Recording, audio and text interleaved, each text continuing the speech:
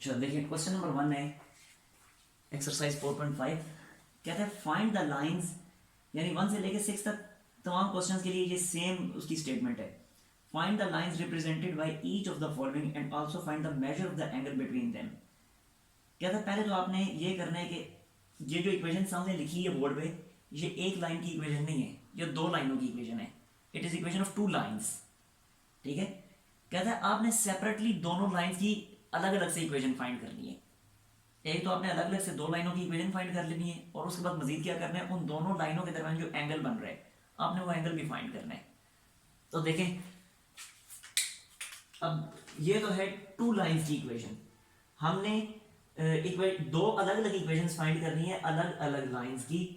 तो सिंपली हम इसको फैक्टराइज कर देंगे।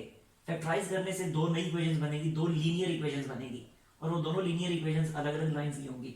ठीक है, तो फैक्टराइजेशन करें इसकी 10x square minus 25xy plus 2xy minus 5y square this is equal to 0। और यहाँ से 5x कॉमन आ रहा है तो अंदर बचेगा 2x माइनस 5y और इसी तरह यहाँ से 2y कॉमन आ रहा है तो अंदर बचेगा x minus 5y equals to 0। तो बना 5x प्लस 2y। सर से y नहीं कॉमन आ रहा उधर से? क्या, कहाँ से? दूसरे वाले से y। इन दोनों में से y कॉमन आ रहे हैं ना, तो अंदर बचेगा, हाँ तो सॉरी हाँ ठीक है सही है बिल्कुल 2x सही है। तो बनेगा 5x plus Y, 5x plus Y और 2x minus 5y is equal to 0। दोनों को अलग अलग 0 पुट करने, तो बनेगा 5x plus y is equal to 0 और दूसरी इक्वेशन बनेगी 2x minus 5y is equal to 0। अब ये दो इक्वेशंस बनी है दो सेपरेट लाइंस की। समझ आ गई बात की? अच्छा, अब हमें एंगल भी फाइंड करने का कहा जा रहा है। कहते हैं आपने एंगल भी फाइंड करना है। तो एंगल फाइंड करने के लिए पहले तो ये देखें, जो एक स्टैंडर्ड फॉर्म में जो टू लाइंस की इक्वेशन है वो मैं लिखता हूं, equation of combined equation of lines, सिर्फ equation, combined equation of lines, यानी दो लाइनों की जो इक्वेशन है।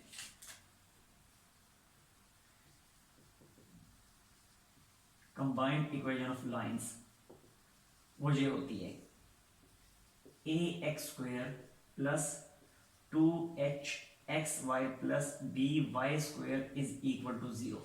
ठीक है, ये कंबाइंड इक्वेशन ऑफ लाइंस है, यानी दो लाइनों की जो इक्वेशन है। और ये आपकी बुक के पेज नंबर 227 पे बिल्कुल टॉप पे ये लिखी हुई है ax square plus 2hxy plus by square equals to 0।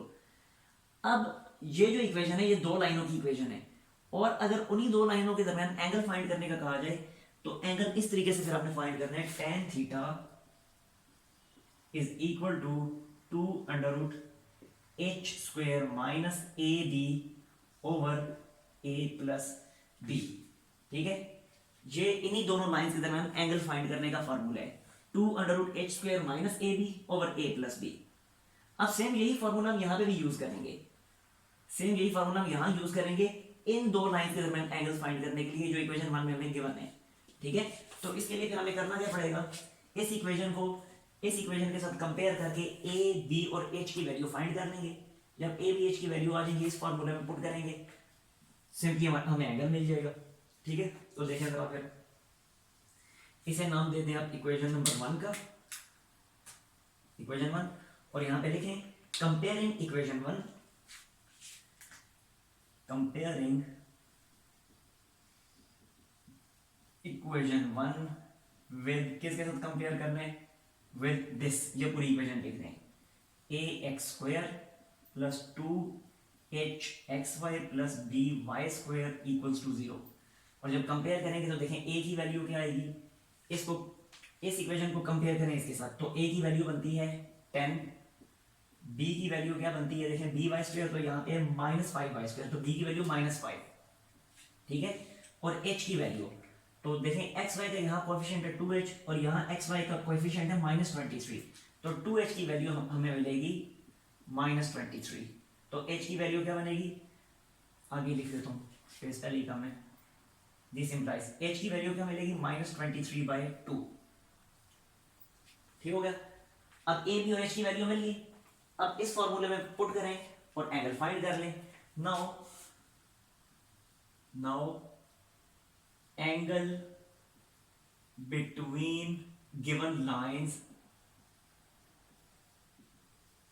is what, tan theta is equal to 2 under root h, यानी -23/2, h स्क्वायर है तो -23/2 स्क्वायर माइनस ए बी, तो ए और बी को डायरेक्टली मल्टीप्लाई करना है तो ये बनेगा -50, वो माइनस इसके साथ मिलकर बनेगा +50 divided by a plus B.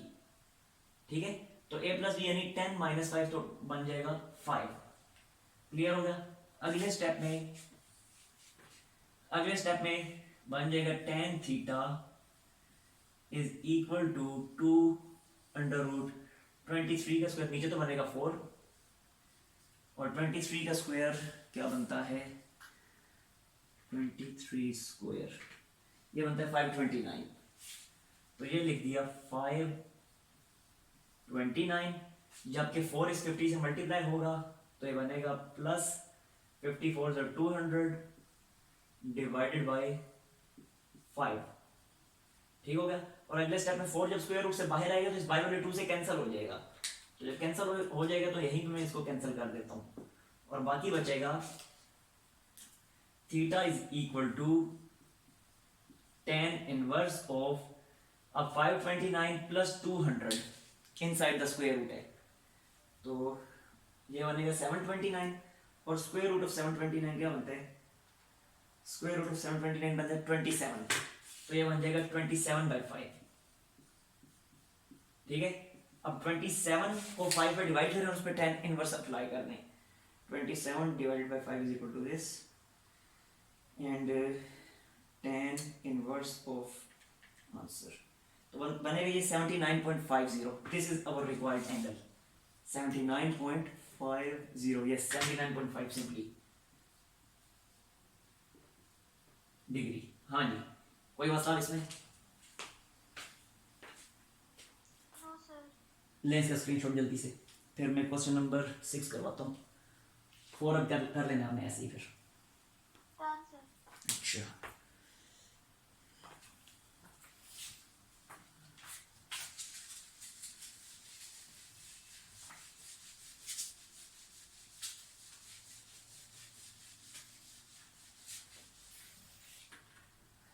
इसको चलें, इसको मैं भी लिखा रहने देता हूँ।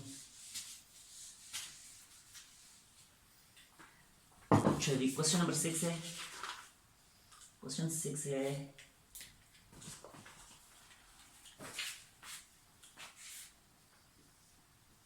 x square plus 2xy secant alpha plus y square is equal to 0। अब यहाँ x और y तो वेरिएबल्स हैं जैसे पहले वाले क्वेश्चन में थे, लेकिन ये अल्फा वेरिएबल नहीं है, अल्फा एक कांस्टेंट है, इस चीज़ का ख्याल रखना है। ठीक है।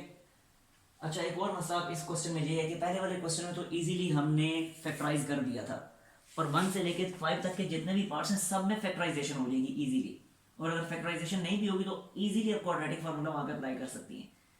लेकिन अब ये ऐसा क्वेश्चन है कि यहाँ पे फैक्टराइज नहीं हो रहा और क्वाड्रेटिक फार्मूला अप्लाई करना भी थोड़ा सा मुश्किल लग रहा है, तो मैं सिंपली ये करता हूँ कि इस पूरी इक्वेशन को अब x वेरिएबल में नहीं रखूंगा बल्कि x बाय y वेरिएबल में कन्वर्ट कर दूंगा। किस तरह, ये देखिए जरा, मैं इसको थ्रू आउट डिवाइड कर देता हूँ y से, y स्क्वायर से, इस पूरी इक्वेशन को y स्क्वायर से थ्रू आउट डिवाइड करूंगा तो ये बनेगा x बाय y स्क्वायर। ठीक है, ये पूरी टर्म जब y स्क्वायर से डिवाइड होगी तो ये बनेगा 2x by y into secant alpha, और ये जब y स्क्वायर से डिवाइड होगा तो ये बनेगा 1 and this is equal to 0। अब ये पूरी इक्वेशन जो है ये कन्वर्ट हो चुकी है x बाय y वेरिएबल में। ठीक है, इस वेरिएबल में ये पूरी इक्वेशन कन्वर्ट हो चुकी है, और इसी वेरिएबल में अगर गौर से देखें तो ये पूरी इक्वेशन क्वाड्रेटिक है इसी variable x by y variable में। तो जब मैं क्वाड्रेटिक फार्मूला अप्लाई करूंगा तो क्वाड्रेटिक फार्मूला फिर इस तरह से बनेगा, देखें ये बनेगा x by y is equal to, क्या होता है माइनस बी होता है ना, तो ये बनेगा माइनस बी की वैल्यू x बाय वाई का कोएफिशिएंट क्या बन रहा है 2 सीकेंड अल्फा, तो लिखूंगा minus 2 secant alpha plus minus under root b square, यानी यही 2 सीकेंड अल्फा जो है इसका स्क्वायर बन जाएगा, और फिर है माइनस 4ac, माइनस 4a की जगह x बाय वाई का कोएफिशिएंट क्या बन रहा है 1 बन रहा है, तो ये लिखा 1, और c भी 1 है, डिवाइडेड बाय 2a यानी 2 into 1। जी मुझे बताइए स्टेप समझ आया या नहीं आया? अगर नहीं समझ आया तो मैं एग्जांपल देके समझा देता हूँ। समझ आ गई। अच्छा ठीक है, फिर अगले स्टेप में अब इसको लिखा जाएगा, now x by y is equal to minus 2 secant alpha plus minus, अब ये बन जाएगा 4 secant square alpha inside the square root, 4 secant square alpha, और ये माइनस 4 एज इट इज आएगा, divided by 2 as it is आएगा।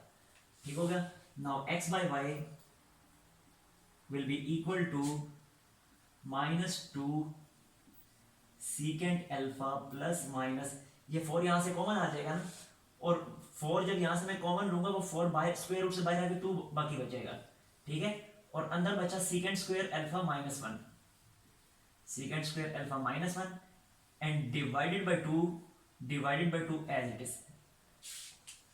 Now next step